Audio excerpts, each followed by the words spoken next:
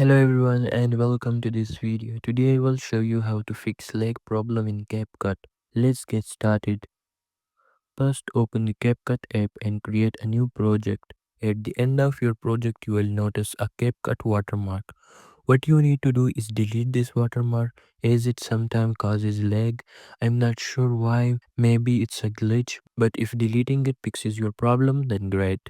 If not, you can try trimming a small portion of the video and dragging it like this. This method should resolve the issue. If you are still encountering problems, here is what you can do. Close the app and go to your device settings. Type storage in the search bar and locate CapCut. For Android user, click on Clear Cache. For iPhone user, select Offload App. This will keep your data and documents intact. Then reinstall the app. This should fix your lag issues. I hope the video was helpful. Make sure to like and subscribe for more tips and tricks.